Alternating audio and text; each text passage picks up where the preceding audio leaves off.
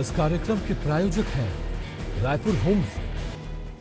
नमस्कार, मैं हूं आपके साथ कोमल शर्मा और एशियन न्यूज की खास पेशकश स्टॉक पे टॉक में आपका बहुत स्वागत है। जारी कारोबारी सप्ताह में भारतीय शेयर बाजार ने अपने निवेशकों को अब तक निहाल किया है। बीते 3 सप्ताह मंदी के दौर के बाद इस सप्ताह की ओपनिंग के साथ ही बाजार में हरियाली नजर आई और चारों कारोबारी दिवस में बाजार ने निवेशकों को खुशहाल किया है।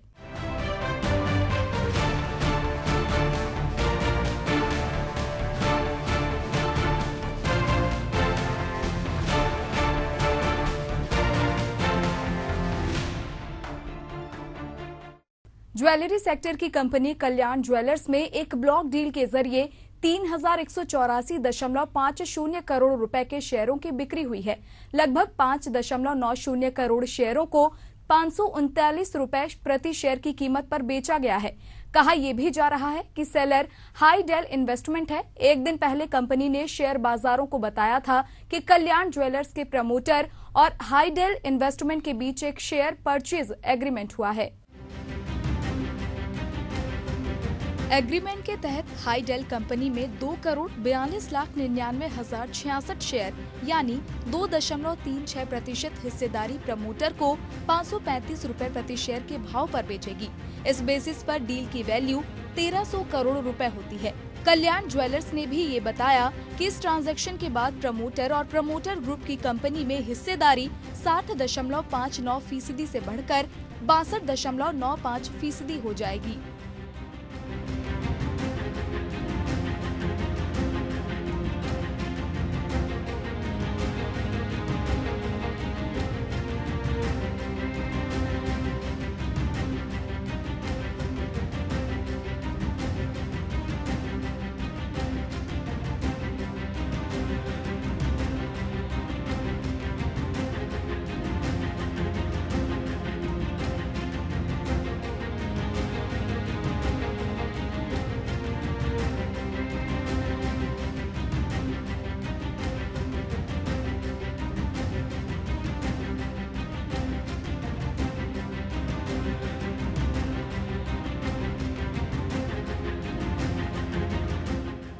कल्याण ज्वेलर्स का शेयर सुबह बीएसई पर बढ़त के साथ 572 रुपए पर खुला। कुछ ही देर बाद ये पिछले बंद भाव से 6% चढ़ा और 583.25 रुपए के हाई तक गया। कंपनी का मार्केट कैप 60,500 करोड़ रुपए है। पिछले एक साल में शेयर की कीमत 145% से ज्यादा चढ़ी है।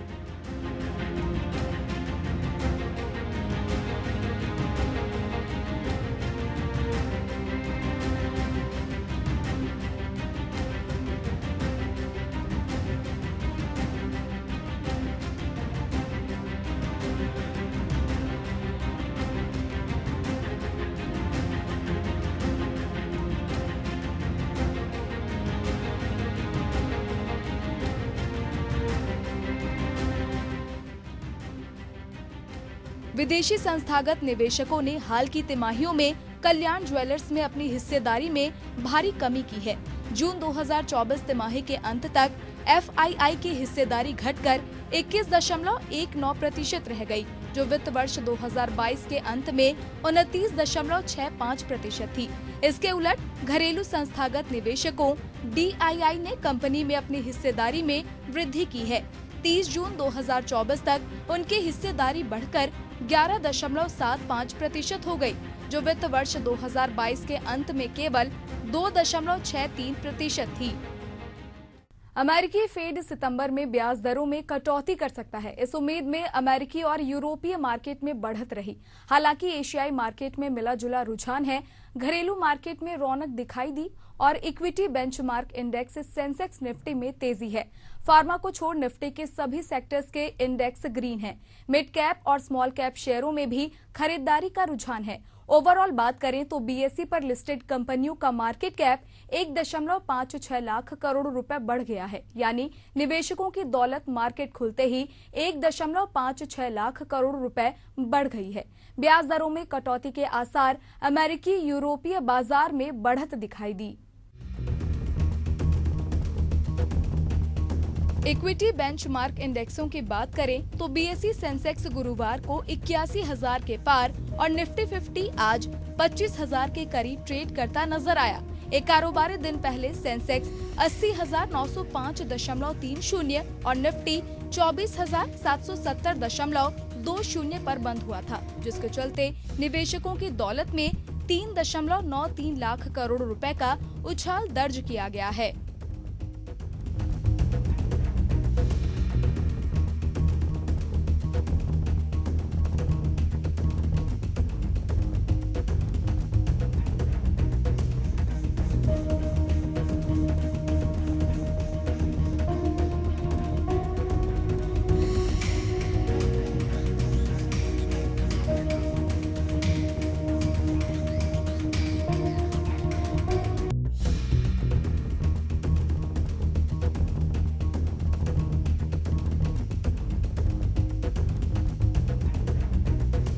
एक कारोबारी दिन पहले यानी 21 अगस्त 2024 को बीएसई पर लिस्टेड सभी शेयरों का कुल मार्केट कैप 4,69,24,230 रुपए था।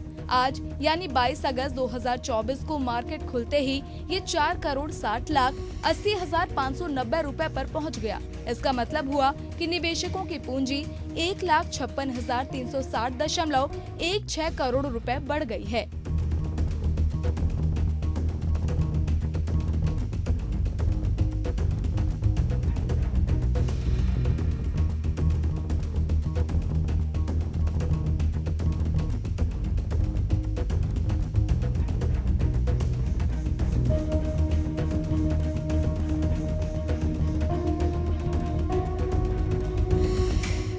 सेंसेक्स पर 30 शेयर लिस्टेड हैं, जिसमें 23 ग्रीन जोन में नजर आए। सबसे अधिक तेजी इन्फोसिस, इंडसइंड बैंक और टाटा स्टील दिखी। वहीं दूसरी तरफ पावर ग्रिड, एमएनएम और एनटीपीसी में सबसे तेज गिरावट नजर आई। बीएसई पर आज 2,641 शेयरों की ट्रेडिंग हो रही थी। इसमें 1,957 शेयर मजबूत दिखे तो 553 में गिरावट का रुझान रहा। वहीं 131 में कोई बदलाव नहीं दिखा। इसके अलावा 146 शेयर एक साल के हाई और 6 शेयर एक साल के निचले स्तर पर आ गए। वहीं 113 शेयर अपर सर्किट पर पहुंच गए तो 36 शेयर लोअर सर्किट पर आ गए। शेयरों में रिकॉर्ड तेजी की वजह से खबरों में रहने वाले स्टॉक ने गुरुवार को एक बार फिर बड़ी छलांग लगाई है। 22 अगस्त को कंपनी के शेयरों में 9% से अधिक का उछाल देखने को मिला है। भारतीय अक्षय ऊर्जा विकास एजेंसी लिमिटेड के शेयरों में ये तेजी 4,500 करोड़ रुपए जुटाने की खबरों के बाद आई है। बता दें कि 29 अगस्त 2024 को कंपनी बोर्ड की मीटिंग करने वाली है, जिसमें फॉलो ऑन पब्लिक ऑफर या अन्य तरीकों से 4,500 करोड़ रुपए जुटाने के प्रस्ताव पर विचार किया जाएगा। बुधवार को शेयर बाजार का कामकाज बंद होने के बाद कंपनी ने एक्सचेंज फाइलिंग में बताया कि इरेडा एफपीओ या अन्य तरीकों, योग्य संस्थागत प्लेसमेंट, राइट्स इशू या प्रेफरेंशियल इशू के जरिए फंड जुटाने की योजना बना रहा है। बता दें कि इरेडा 29 नवंबर 2023 को बॉम्बे स्टॉक एक्सचेंज पर 32 रुपए के इशू प्राइस पर लिस्ट हुआ था, जिसके बाद अब तक इसने अपने निवेशकों को 700% से अधिक का रिटर्न दिया है।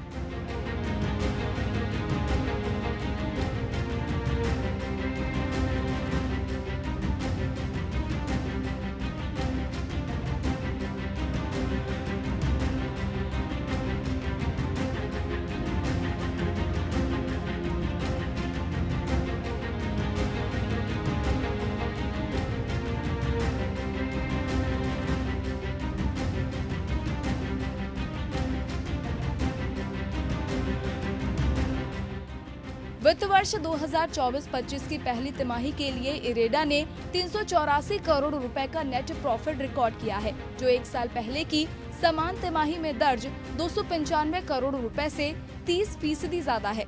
इस तिमाही में ऑपरेशन से रेवेन्यू 1.520 करोड़ रुपए रहा, जबकि पिछले साल की समान तिमाही में ये 1,144 करोड़ रुपए था, जो 32% से अधिक की तेजी को दर्शाता है।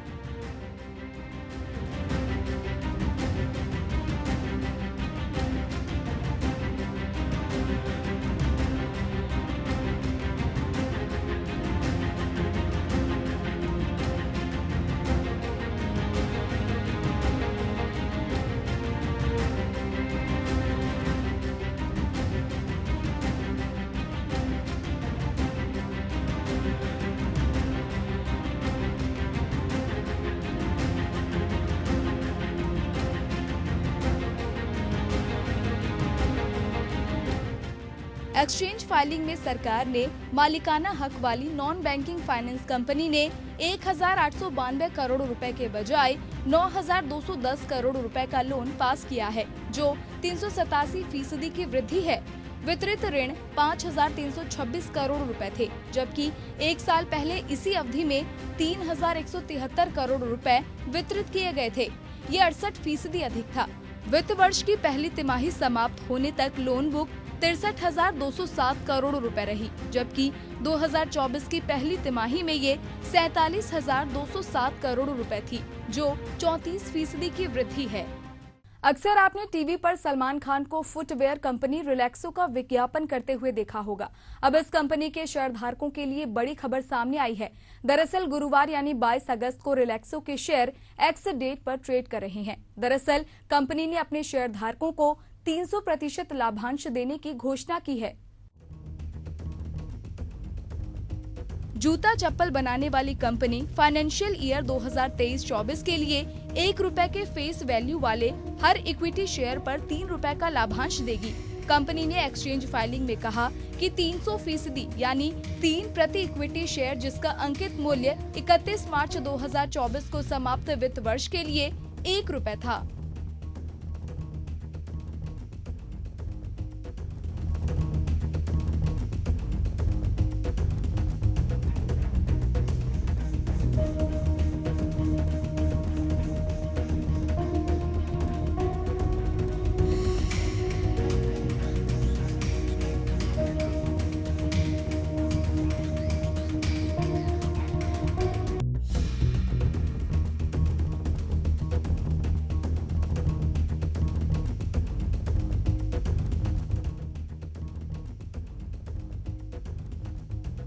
वित्त वर्ष 2023-24 के लिए दिए जाने वाले डिविडेंड का भुगतान 27 सितंबर या उससे पहले शेयरधारकों के डीमैट अकाउंट के जरिए किया जाएगा। इससे पहले कंपनी ने 17 अगस्त 2023 को ₹2.5 प्रति शेयर का लाभांश दिया था। वहीं साल 2022 और साल 2021 में भी ₹2.5 का फाइनल डिविडेंड जारी किया गया था। बता दें कि मौजूदा मार्केट प्राइस पर रिलैक्सो फुटवेयर का डिविडेंड यील्ड 0.37% है।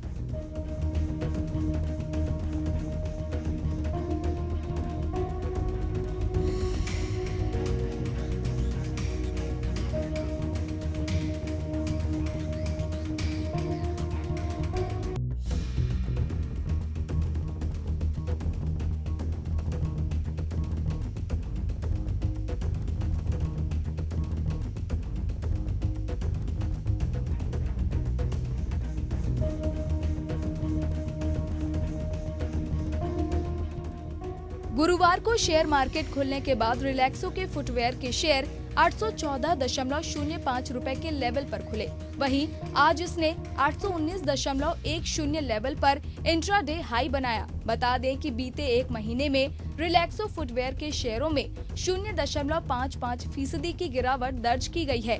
वहीं 6 महीने के दौरान 3% से भी ज्यादा गिरावट दर्ज की गई है। हालांकि लॉन्ग टर्म की बात करें तो इसने निवेशकों को निराश नहीं किया है। इसने बीते 5 सालों में शेयरधारकों को 93.42% का रिटर्न दिया है।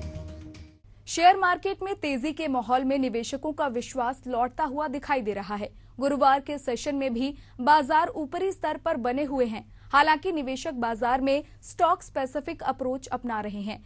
इस बाजार में एक्सपर्ट्स हालांकि सावधानी बरतने की सलाह देते नजर आ रहे हैं, लेकिन साथ ही उचित वैल्यूएशन वाले स्टॉक में अपनी राय भी दे रहे हैं।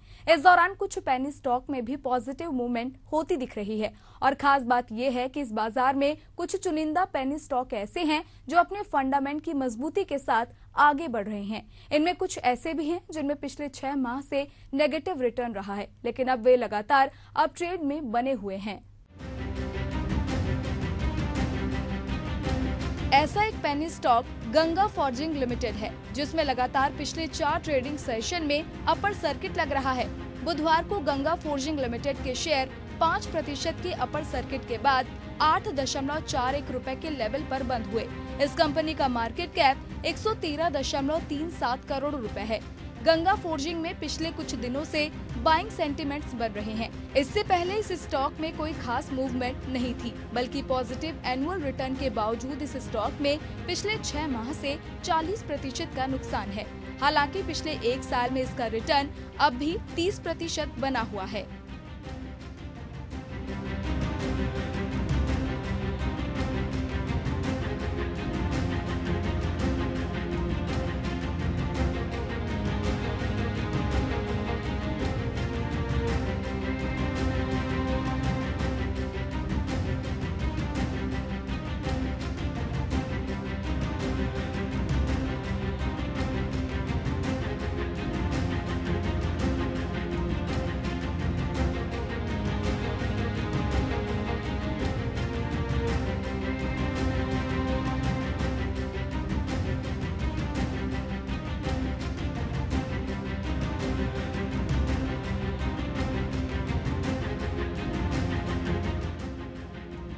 छह माह की गिरावट के बाद अब एक बार फिर इस स्टॉक में पॉजिटिव माहौल बनने लगा है।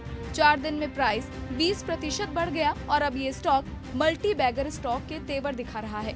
Ganga forging limited auto parts का मैन्युफैक्चरिंग और डिस्ट्रीब्यूशन करती है।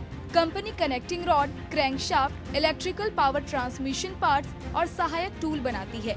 गंगा फोर्जिंग भारत में ऑटोमोटिव, रेल निर्माण और कृषि क्षेत्र में अपने प्रोडक्ट के माध्यम से सेवा प्रदान करती है।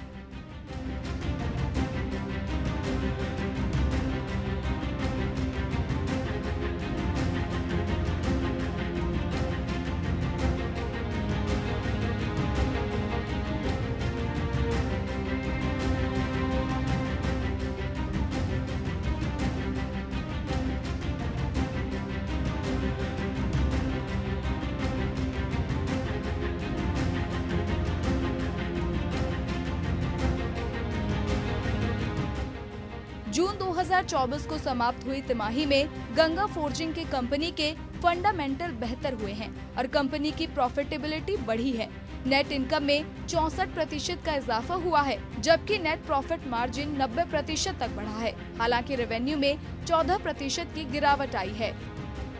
Coworking space company office space solution के शेयर में 22 अगस्त को इंट्राडे के दौरान करीब 20% तक का बम्पर उछाल देखा गया। इसके साथ 52 सप्ताह का नया हाई क्रिएट हुआ। एक दिन पहले कंपनी ने जानकारी दी थी कि उसने बेंगलुरु में विस्तार किया है।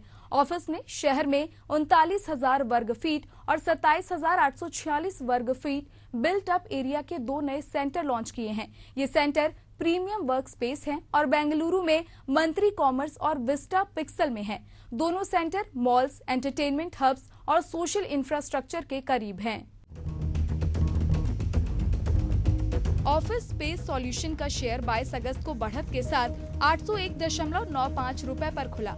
इसके बाद ये पिछले बंद भाव से करीब 20% तक चढ़ा और 945.70 रुपए पर अपर प्राइस बैंड हिट हुआ, लेकिन सर्किट नहीं लगा। ये शेयर का 52 सप्ताह का नया उच्च स्तर भी है। कंपनी का मार्केट कैप 63,000 करोड़ रुपए पर है।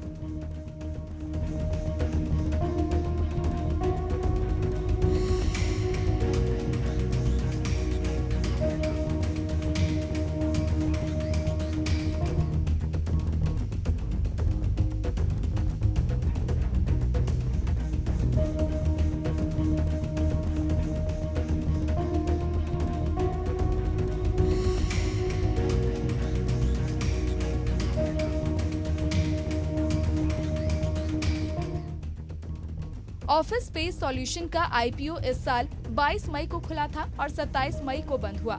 आईपीओ को ओवरऑल 108 गुना से अधिक बोली मिली थी और शेयर 383 रुपए के भाव पर जारी हुए।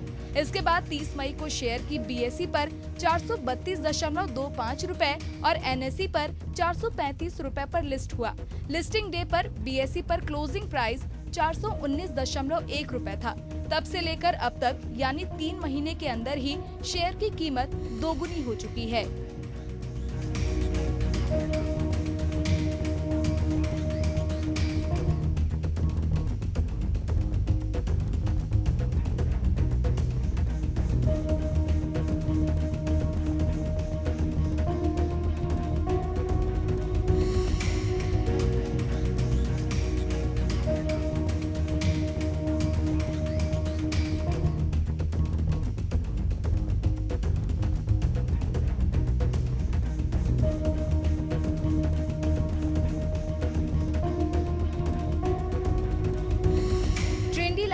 डेटा के मुताबिक कंपनी में दिग्गज निवेशक आशीष कचोलिया के पास 33 लाख शेयर हैं, जिनकी होल्डिंग वैल्यू जून 2024 के आखिरी तक 283 करोड़ रुपए से ज्यादा थी।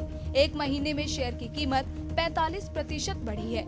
जून 2024 के आखिरी तक कंपनी में प्रमोटर्स के पास 28.56% हिस्सेदारी थी।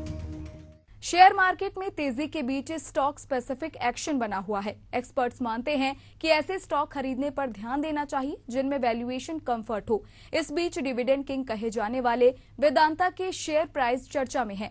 वेदांता लिमिटेड के शेयर गुरुवार को 1% की तेजी के साथ 455.75 रुपए के लेवल पर ट्रेड कर रहे थे।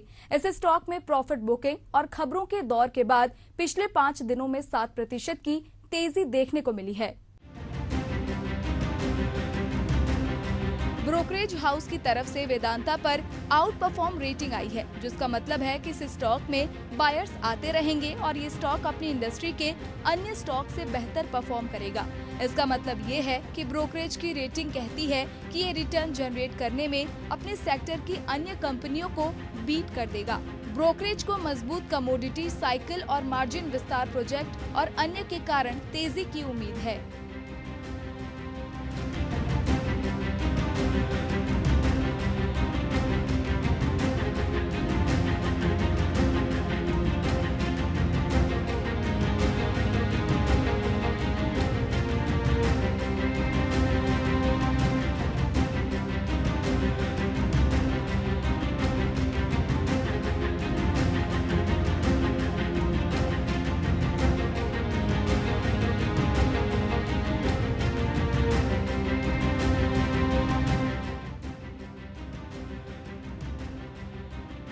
वेदांता को डिविडेंड किंग कहा जाता है क्योंकि इसकी डिविडेंड यील्ड 3.29% काफी अच्छी मानी जाती है। कंपनी ने हाल ही में ₹1 फेस वैल्यू वाले प्रत्येक शेयर पर 400% या ₹4 का डिविडेंड भी दिया है। इसके अलावा वेदांता ने अपनी सहायक कंपनी हिंदुस्तान जिंक के 63.6 मिलियन शेयर बेचकर 6,500 करोड़ रुपए जुटाए हैं। हालांकि कंपनी अपनी टारगेट अमाउंट नहीं जुटा पाई और केवल 3,100 करोड़ रुपए ही जुटा पाई। शुरुआत में वेदांता ने 3.17% हिस्सेदारी बेचकर 6,500 करोड़ रुपए तक जुटाने का लक्ष्य रखा था।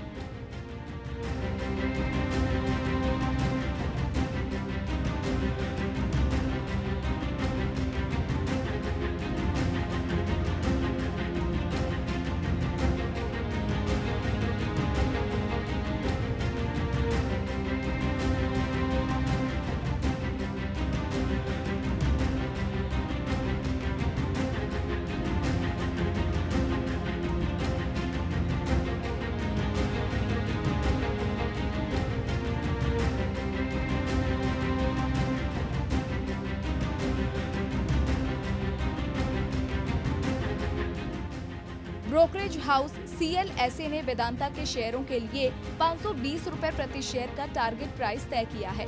ब्रोकरेज हाउस ने कहा कि मेटल कीमतों पर पॉजिटिव व्यू और हाई डिविडेंड यील्ड के साथ हम रिस्क रिवॉर्ड को आकर्षक मानते हैं। CLSA ने कहा कि हाल की कॉर्पोरेट एक्लशन डिलीवरेजिंग के लिए शुभ संकेत है। वेदांता लिमिटेड के शेयरों में पिछले 6 महीनों में 69.76% की शानदार बढ़ोतरी हुई है। इसके अलावा पिछले 1 साल में वेदांता के शेयरों में 95.90% की अच्छी वृद्धि हुई है, जो इसके बेंचमार्क BSE मेटल से 50.16% काफी अधिक है। इसके अलावा वेदांता लिमिटेड के शेयरों ने पिछले 5 वर्षों में 256.95% का अच्छा रिटर्न दिया है। इस कारोबारी सप्ताह का अंतिम एक और दिन बाकी है। अब तक बाजार का जो हाल रहा, दो राय नहीं कि भारतीय निवेशकों के साथ विदेशी निवेशकों को भी इसका इंतजार था। हालांकि एक्सपर्ट्स के मुताबिक बाजार अब भी पूरी तरह से स्थिर नहीं है। ऐसे में सावधानी बरतने की सलाह लगातार दी जा रही है। बहरहाल स्टॉक पे टॉक में फिलहाल इतना ही। जल्द हाजिर होंगे बाजार के नए अपडेट्स के साथ। नमस्कार।